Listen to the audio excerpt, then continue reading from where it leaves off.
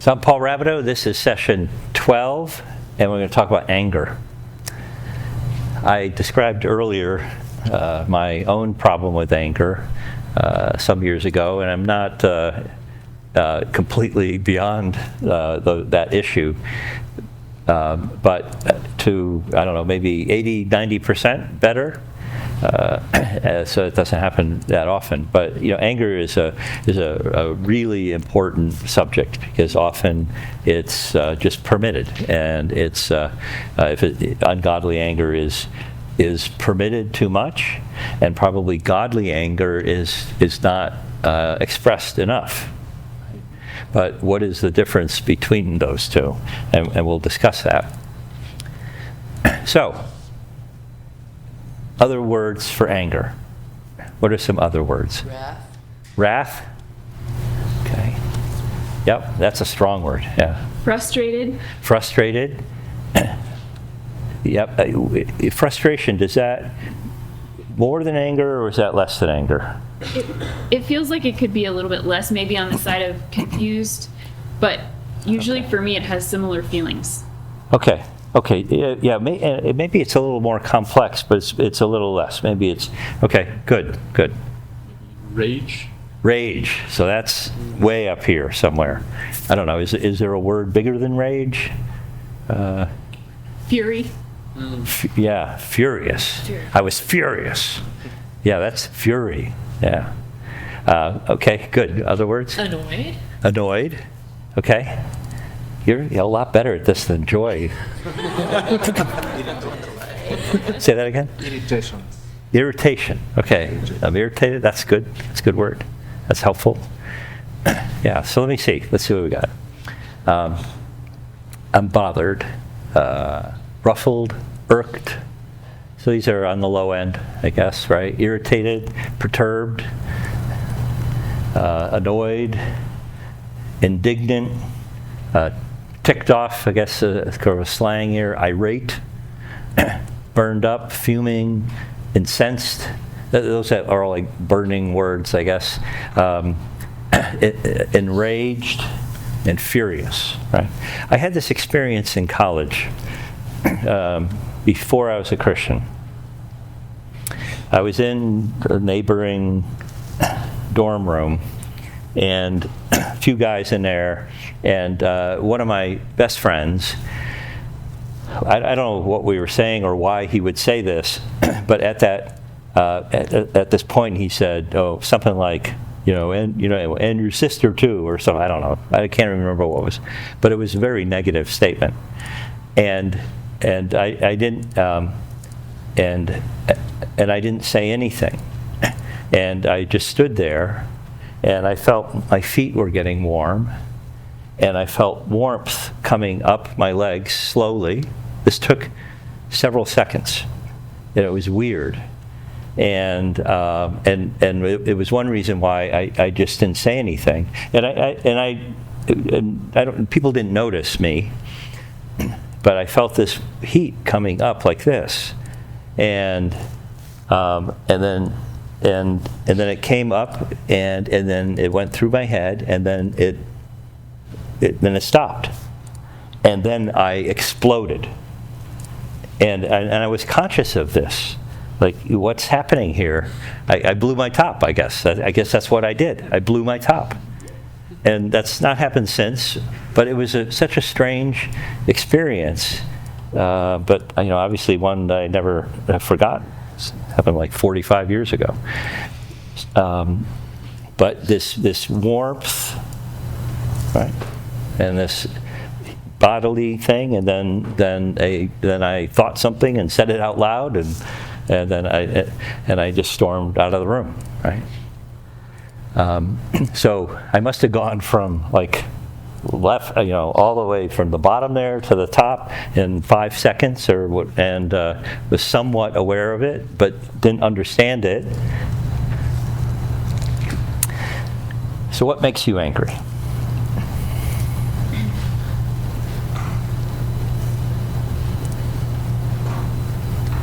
Someone insults me. An insult. Okay. Is there any particular kind of insult that Anybody else? That When they insult someone that I love. okay, then they insult someone else. Yeah, is worse. Is the worst kind, but also insults you. Okay. What makes you angry? Disappointment. Okay, disappointment makes you angry. Okay, that's interesting. So we'll come back to that idea that something like disappointment could lead to anger. False accusation. A false accusation. Sometimes a true accusation will make us angry too, right? But a false accusation makes more sense. When my expectations aren't met. Okay, so I have expectations, right, and they're not met. That could make us angry. Okay. Okay. Anybody else? Okay, so yeah, there's lots of different things that might make us angry, and we are and they vary quite a bit, across people, right? Okay, so anger is an emotion, and it plays a role in the body, and that's pretty obvious. And there's something going on in my head too. So what's going on in my body when I get angry? Increased blood flow. Yes, I think that's right. Probably the heart is beating faster, and it's pumping blood faster. Yeah, so heart rate goes up. What else is happening in the body? That may make me feel warmer, maybe. Okay. Yeah. I might have like a desire to take action, like a strong sense of do something. Yeah, maybe. Yeah, take action. Take action. So there's fight and flight. Okay, get ready to fight. Get ready to run. But there's also freeze. Okay. Now these could be, have to do with fear also, but anger. I sometimes, I don't think this has happened recently, but I will sometimes choke up, and I can't speak. I choke up, and I might cry. I don't like that. Like I'm angry. And I'm not sure why my tendency would be to cry, but I remember being in a business meeting once, and there's myself, and I was an internal consultant, my client, who's also an employee of the company, and a couple of consultants, external consultants. I just always thought it was my job to quiz them. It didn't feel like a quiz, I guess, and probably felt like an interrogation. My client leaves the room, and one guy says, "What are you doing? Are you trying to hurt us here?" And it surprised me. I thought, and I froze, and I couldn't say anything, and I like, don't cry. And it took several minutes before I could even say. I didn't say a thing because I couldn't. Yeah. So something happened here, right? Something like tightened up here, and I couldn't say anything, and it was just strange. Made for a strange situation, which I didn't like, but it was kind of uncontrollable. Anything else? Anything else? Probably goes with what Alan said about the blood flow, but I get hot. Yes. Where do you get hot? Top of my head. Okay. Yeah, your head. Did you say head gets? Yeah, your head gets warm, right? Hot, maybe. We have that phrase, hot head. Oh, he's a hot head. We mean he's an angry person, right? Yeah. This might be similar to what you were feeling here, but also dizziness, not being able to think clearly. Yeah. As the heart beats faster, and maybe there's a tightening. And I think in a sense, one thing that might happen is a focus on the enemy. And if I'm getting ready to fight, verbally or otherwise, because of my anger, I think sort of ironically, you stop thinking about anything else. You focus on this one thing, and there's lots of adrenaline, and other things may not function. This can happen with fear as well, because you need all your energy into your muscles, so the blood to the muscles, and maybe away from the brain, and you don't think as well. But I don't need to think. I just need to take care of that. Right? But it seems so. But really, it'd be better to think. Better. So when I'm starting to feel this, I want to regulate it, so that I can keep my brain engaged as well. Right? But yes, yeah, that can happen. On average, what you've described happens more quickly with men than with women. Right? That becoming overwhelmed and the thinking shuts down, right?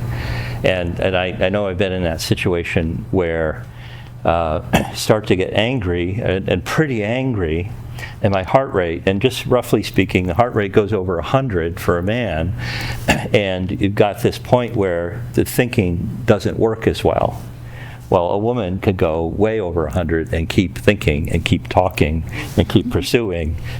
But my experience is I don't know what to say, or I maybe can't say anything, and I shut down. Right?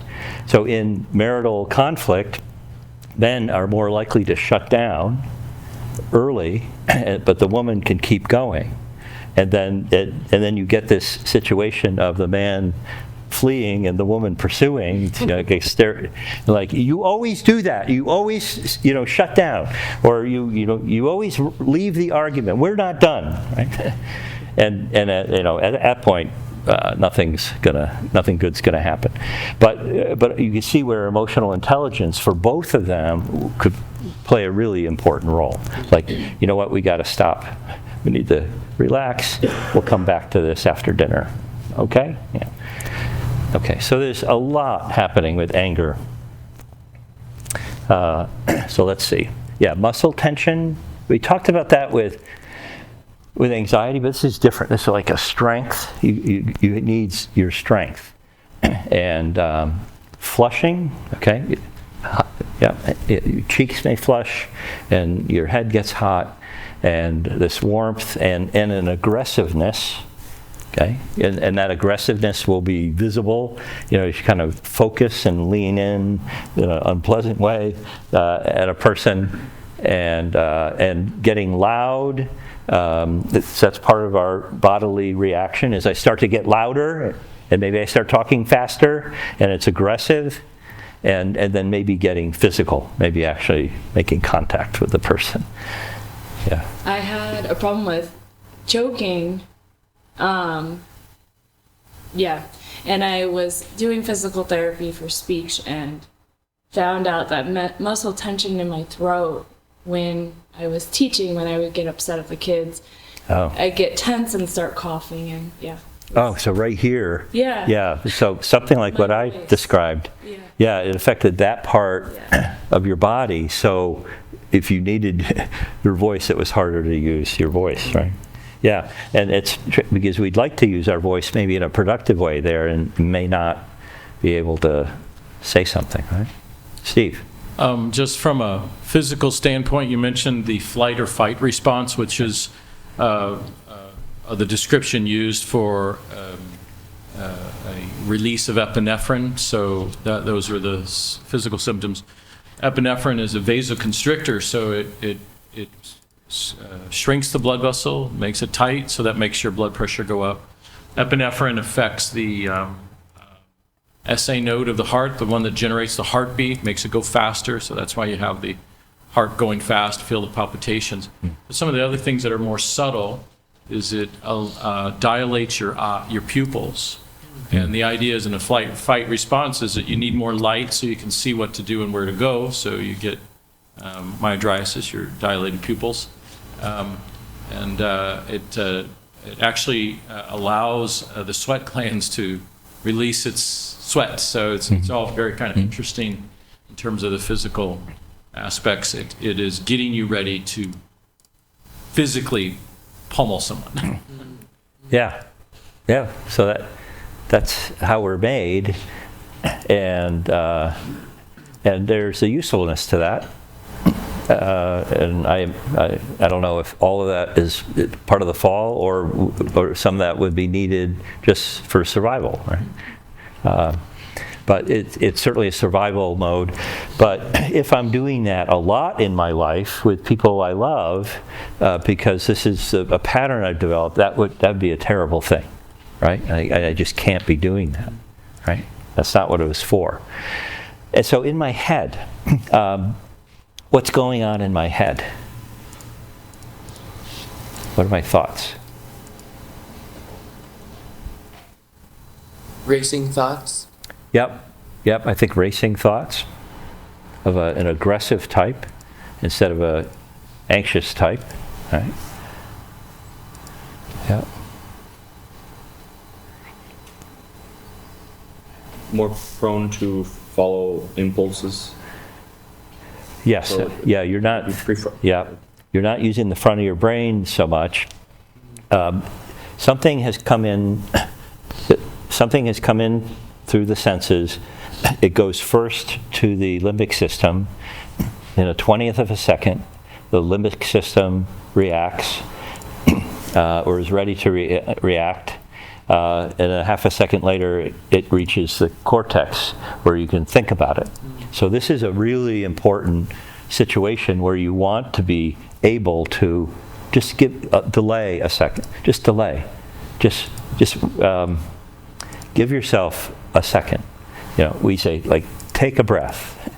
Well, if you could do a 4-second breath, that would be really good, because that gives you a lot of time to think about how do I want to respond instead of just react, right? Yes, so it could be impulsive reaction, and that usually is going to not be as good as a thought-out reaction. Okay, so let me see. I'm agitated, maybe at a lower level, I'm starting to get agitated. And in my brain, there's a certain feeling about those, and in my body about those kinds of thoughts. I get more focused, okay, on the enemy or whatever it is. I might have a sense of being wronged. As Aaron said, falsely accused, but there is this funny thing about being, maybe it's justified and I'm accused, but I'm offended that you would think I did that. Now, I did do it, but I'm just offended that you would think I would do such a thing. That's, that happens. Now, so that's the kind of thing that's happening in my brain in terms of thoughts. But earlier, James, you said disappointment might cause anger, right? So early in my marriage, my wife thought it was a funny thing to be around the corner and when I came, they'd say, boo, right? Okay, she thought that was funny. So I don't really like that. And so I told her I didn't like that after 80, 90 times telling her. She doesn't really do that anymore. And and I would get angry. Right? It's a second, right? It's less than a second. It's a 20th of a second. So my reaction would come out in a 20th of a second, which was like, don't do that. Okay? So, but what was going on there? And actually, I have pretty good control over that now, some reason. My brain, I think, is slower or something like that. But I have pretty good control, and I don't respond with anger. But what was really going on is, so she said boo, I was scared. Right? I was afraid. And in my fear, I probably did something that looked silly because everybody laughs, right? She laughs. So they're laughing at something. I mean, they're laughing at me, at my response. So I'm scared and I'm embarrassed and feeling vulnerable. And to be afraid and embarrassed is a very vulnerable thing, right? It feels weak and awful. But anger is strong, and it chases away, right, all those feelings. It does a very good job of chasing away fear and the feeling of being vulnerable. So what really happened in a 20th of a second is I felt vulnerable, and I didn't like that. And so I substituted this anger for more vulnerable emotions. And so if I'm disappointed, this will happen all the time to us, right? If I'm disappointed, I might get angry, right?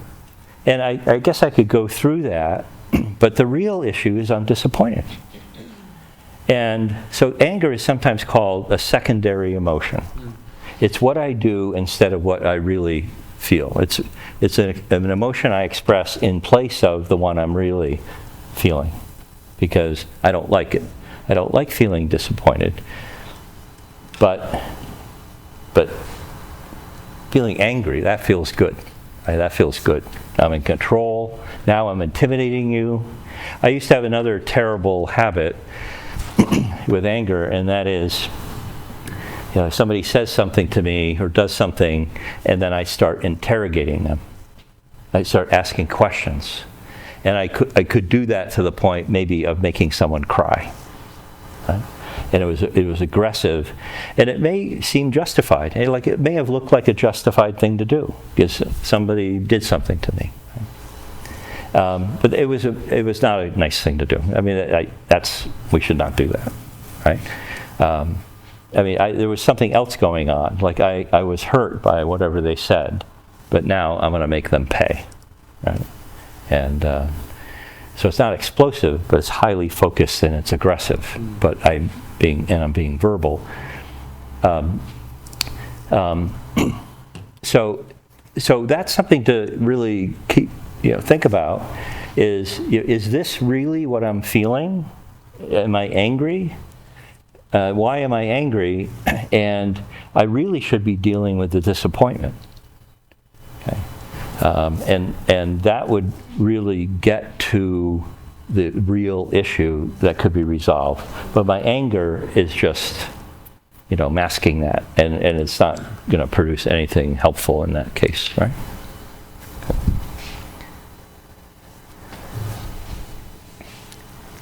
Okay.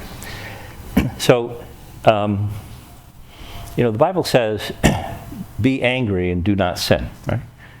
So that tells us, along with a couple of episodes where we see Jesus was angry, and then a lot of episodes in the Old Testament where God was angry. So we know from this that anger isn't always sinful. I think most of the anger I express is sinful. But so there must be a difference between sinful anger and anger that's not sinful. Or let's say godly anger, or we'll say, righteous anger. Well, that was righteous anger, right? But what do they look like? How do I know what the difference is? So I've tried to sort this out here, and you can help me, I think. So what does God's anger look like? Okay. So I think it has this profile.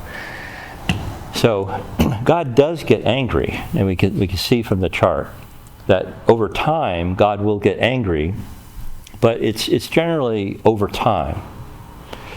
Something's going on, but it's delayed. But he can get angry, and then it comes down. So it takes time, it goes up, and then it's down. Okay, so that's what I derive that from looking at verses like this.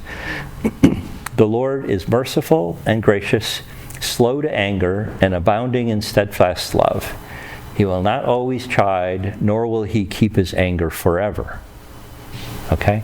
So we get some information from that. So God is slow. He's slow to anger because he's full of mercy and grace and patience, love, and patience is a key type of love. So he could be angry and not sin. He's slow to anger, but he does get angry. And I think this is the reason why God gets angry, is it's a situation of justice. Something wrong has happened. Someone has been wronged, and something wrong is happening, and it needs to stop, right? And maybe even there's an urgency to stop it, okay? Or there's always in God's anger, there's always also the idea of restoration. I mean, lots of passages in the Old Testament, in the prophets especially, about what God is going to do to his people. He's going to cast them out of the land. And that could go on for a while, that story. But if you do this, then you will live in the land. But if you do not, and there's a long, a chapter or more of if you do not, this will happen to you. But don't do those things, And he just always wants, also, there's always compassion with his anger. I mean, for sure, that's not the case with me.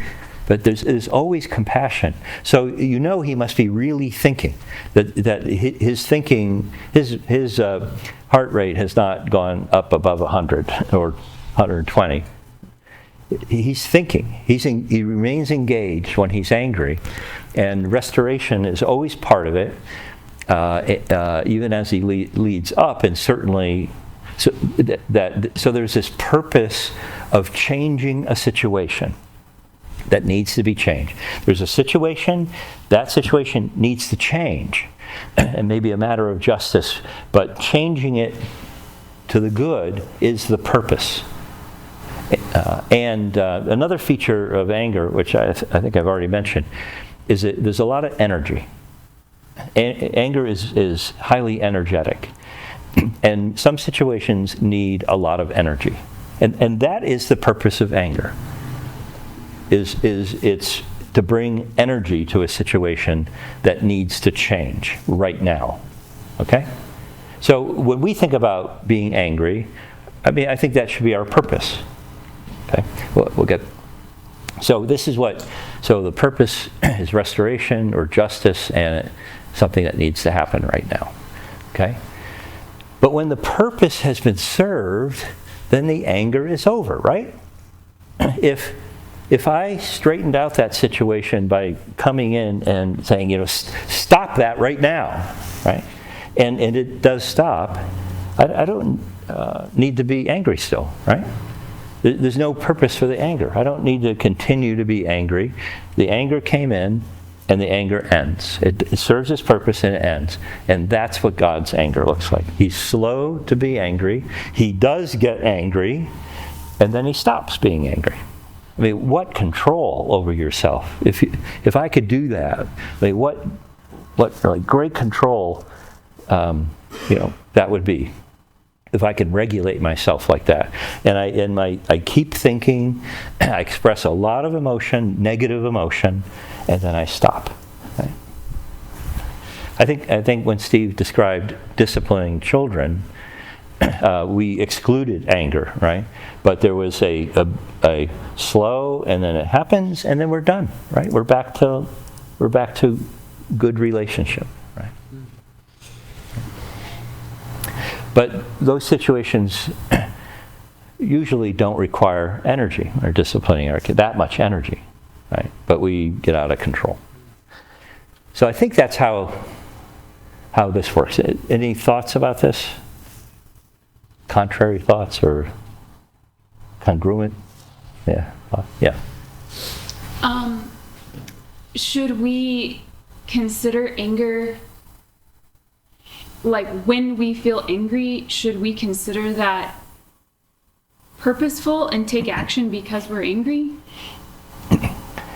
I think, okay, so if I'm feeling angry, then that might mean there is something purposeful to do here. Yeah. I guess that could happen. I think it should go the other way, that there's something here that needs to be done, and what is it? I think right now, I think anger is the best choice. And so I'm going to go in and deal with that with energy. But you're saying I may be clued in by my anger that there's something I need to be thinking about here. And I think that's possible. But I would expect it to go the other direction. So when you say go the other direction, Think first. Thinking. so choose to allow anger because it's called for instead of choosing to take action because you feel anger. Yeah, I think the former. Unless does somebody else have a thought about that? Could you give an example of when that might be the case? Like a practical example of when you would see a situation and say, oh, this requires anger. Yeah. So there's a number of cases with Jesus, and we'll look at a couple before we're done here. And but let's say in my own life, and I think of it as, say, energy, right? So I don't know. Let's see if this works. That I see my son, he's doing that little car, like that best-selling car in America, little Tykes car, whatever it's called, and he's heading into the street, right? And I can say, oh, Stephen, let me explain something to you before you. There's no time for that. This situation requires energy, and so I got to go out there and like grab him by the collar or grab the thing and pull it back, and bring a lot of energy to it, and it may be scary looking. And then there's also something he needs to learn from this situation. So maybe my words are harsh, or maybe they don't need to be. But there's that urgent situation requires a lot of energy. It may look angry. It may have many of the physical features of anger. Maybe my thoughts are not negative, but they're aggressive. Something like that. Before we're done here, I also, so maybe think about this, and I'll go along, Alan, with what you're thinking is, should we be angrier? Should I be more angry with certain things instead of complacent? Okay, so think about that, right? I think taking both the questions into consideration, I think that's where emotional intelligence is so necessary, because a lot of times anger is just the second what is it called? Secondary emotion to something else that maybe that, if we can think, okay, what is causing me to feel angry? Maybe that would be the indicator.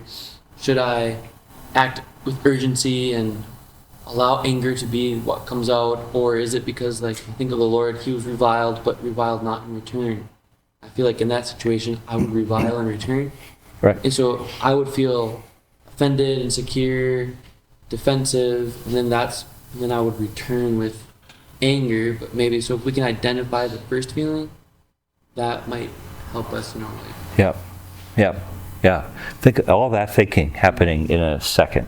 We could do that. We could absolutely do that if we build a different pattern in our brains, right? I'm remembering the example you said about changing your thoughts or feelings. I hate getting high, and that can be helpful. Yeah. Yes. Okay. Bring anger to the craving I'm so vulnerable to that leads me to do something almost makes me feel like it makes me do something that I don't even feel like I have a choice. But and I'm so vulnerable at that point that I'm gonna stop. Okay, and I could do that. I mean, I just did it, and there wasn't anything to stop, right? But you could manufacture that, and don't be anxious or don't be vulnerable, but that would take some energy. So maybe something like that. Yeah, and what I'm angry with at that point is my addiction, and what it's done to my life, and all that I've lost because of it. and I manufacture that. That's the true story. I bring it to mind.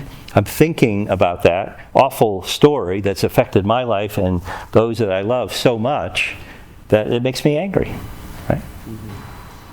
Can I say something? I think the least appropriate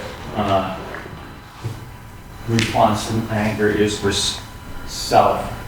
I mean, if you take the example of Jesus and one fingers, it was God's character he was defending, and it was the poor being taken advantage of. Yes. So that was two different people that he was correcting the action for. Yeah. Where me, I'm angry at the way you treated me, whatever. Yeah. But if I'm angry at you for the way you treated my wife or children, Yeah. then it's very appropriate. Yeah. So I'll just. Yes, I think that is a really good distinction. I think if you look at the life of David, that except for that early example with that where Abigail got in the way, he was angry because he and his men were being treated, he thought, wrongly, and he was going to kill him. And Abigail stepped in and said, "Wait a minute." But after that, I think David, when he gets angry, it's because, just what you said, it's because someone vulnerable or something wrong, and that's what he did. Yeah. So he didn't take, he's leaving the city, somebody's throwing rocks at him and calling him names, and he said, no, don't, maybe he's right. He's not angry. Right? So life of David, I think, provides a good example of good control with respect to anger. Okay, and then the sun sets, right, at some point. Do not let the sun go down on your anger. Let all bitterness and wrath and anger be put away. Okay? So this is how God gets angry. And it has a purpose. When that purpose is fulfilled, it's done. It's put away. Right? Now us... Can I ask you a question? Yeah. There are times in the Old Testament where the children of Israel made a golden calf, and the Lord was angry. And at that point, he wanted to wipe out that segment of the human race. And he wanted to make Moses the next generation. How does that fit into the grid that you're describing with that display, a description of his anger? Yeah, of this here, right? So if he... I don't remember, but he probably knew about what was happening. God knew what was happening. And then when Moses saw what's happening also, then that's when the story begins about God being angry. And he was angry, right? And to the point, it sounds like he would have been willing to wipe out everybody and start over with Moses, right? Like he did with Abraham and Noah, I guess. We're going to start over with you. And Moses talked him out of it, I guess. And maybe legitimately changed God's mind on that point. So I guess what would have happened is he would have wiped out the people, and then he wouldn't have been angry anymore, and he would have said, "Okay, Moses, we're going to start with you." I gather, right? And he wouldn't have been resentful, and even now, mad about that episode. So the anger he had over the unfaithfulness to the golden calf, that was the sense of the need to restore and the rightful place. That's where that fits in. Yeah, so some people did lose their lives during that episode, so there was no restoration with them at that point, right? But with everybody else, the other tens of thousands, hundreds of thousands, right? And with Moses, right? Yeah. That's how I fit that into this framework. Yeah. Ourselves, we're told to be slow to anger because the anger of man does not produce the righteousness of God. Right? But our pattern is more to get angry. We might seethe for a little while, not being patient, so that, God will give people time to make it right themselves, and that's a display of His mercy, even for unbelievers. And but we during that period we might seethe, and we might move from from the annoying irritation to annoyance to frustration, and be quick to anger, maybe explosive, and then it tails off high, right? It doesn't go to zero. We harbor, and we're bitter, and we're resentful, and we bear grudges. So this would be sinful anger. Now, it can vary, I guess, but the Bible warns us against being too quick and hanging on too long. So I think there's two stages here to deal with. The first, let's see. So what are some of the strategies against the quick anger that we tend to have?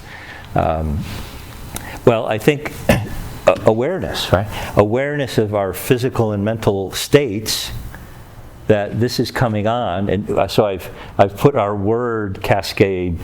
We start feeling little things, and then we accelerate to anger. But if we're aware of that, and here's a word: self-soothe. Learn how to self-soothe, to soothe yourself. Right? We try to teach babies to, soothe themselves. Or children, teach our children to soothe themselves. Right? We need to know how to bring ourselves down emotionally, okay, and physiologically, and in our minds. So, emotional intelligence, awareness. If I'm quick to anger, if this that's my tendency, it ramps up quickly, I need to recognize it and then have strategies for soothing, so reversing that. We've talked about responding, thinking first, rather than reacting. So I need an extra second. 6 seconds would be the best number, right? Give myself 6 seconds. Just 6 seconds, right? We have this thing, count to 10. So the world kind of understands this. Count to 10 before you do anything. Or before you hit send on that email, sleep on it. We say sleep on it. So putting some amount of time between what's happened and my response, right?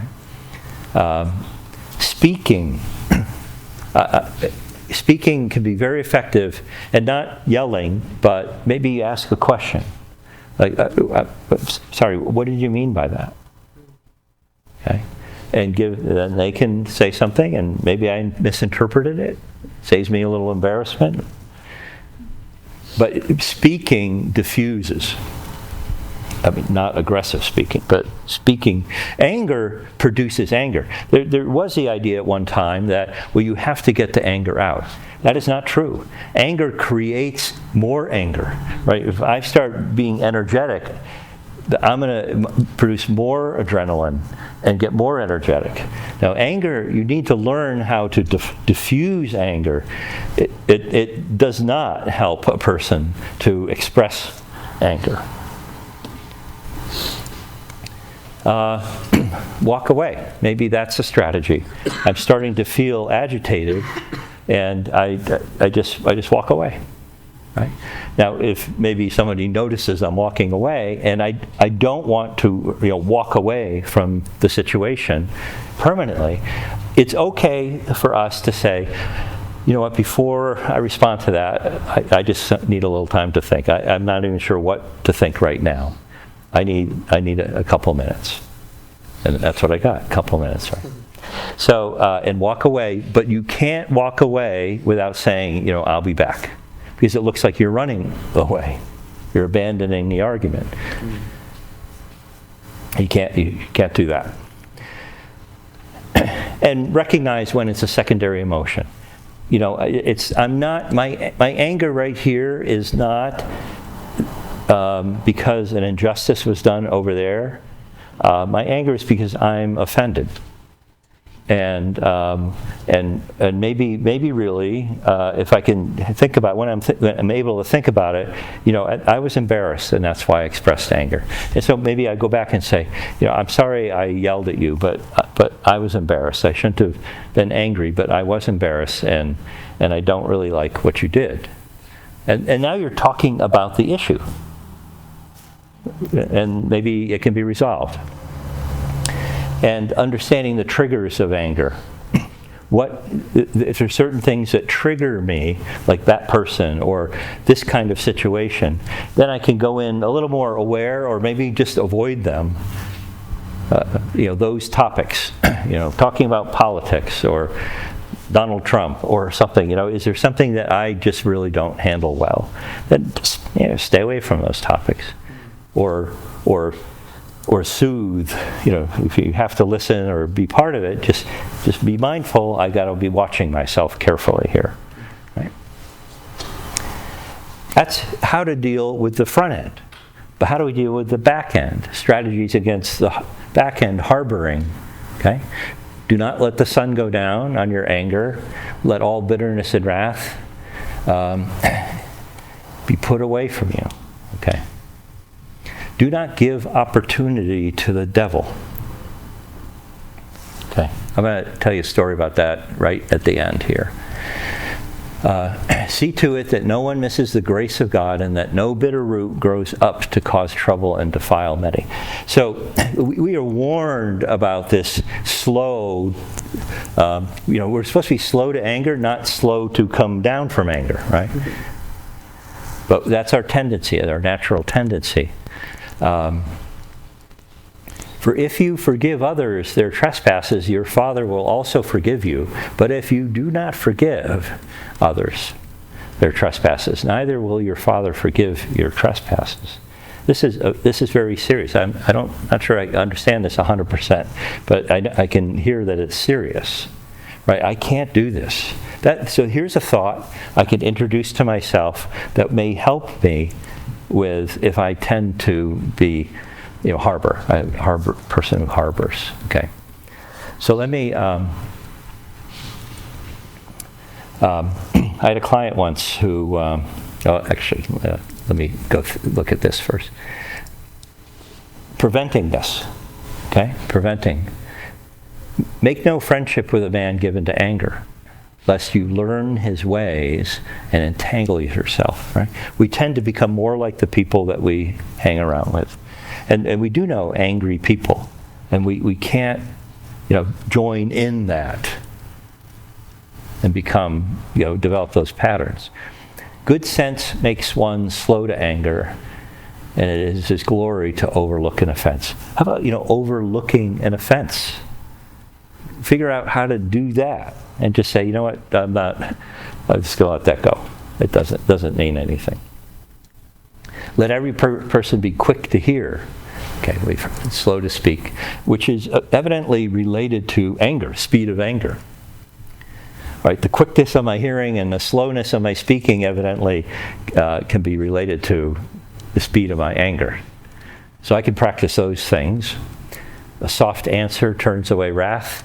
If somebody is coming at me, attacking, and it's escalating, I have a choice. I can further escalate by defending myself, or I can give a soft answer and de-escalate. I have control.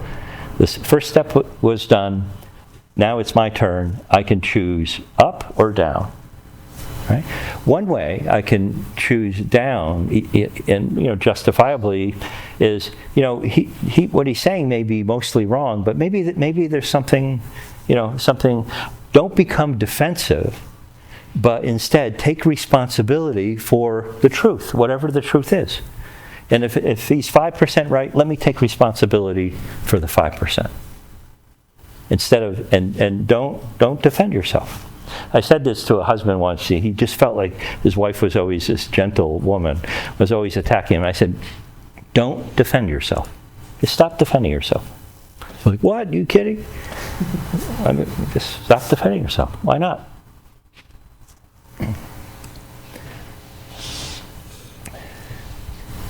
Oh, you who love the Lord, hate evil.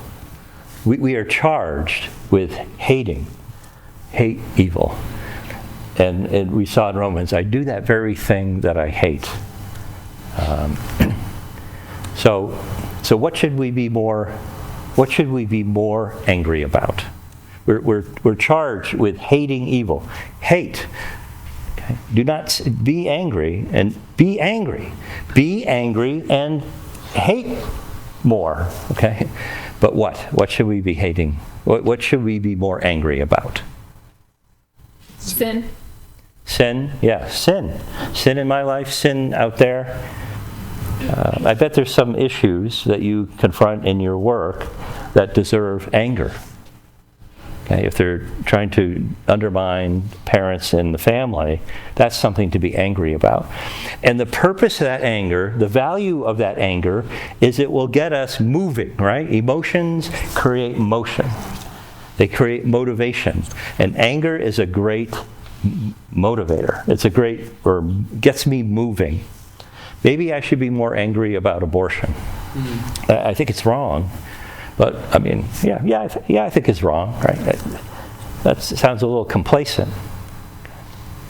So there are things we should probably be more angry about. Right? So let me just tell you that foothold story, and then we're done. I had a client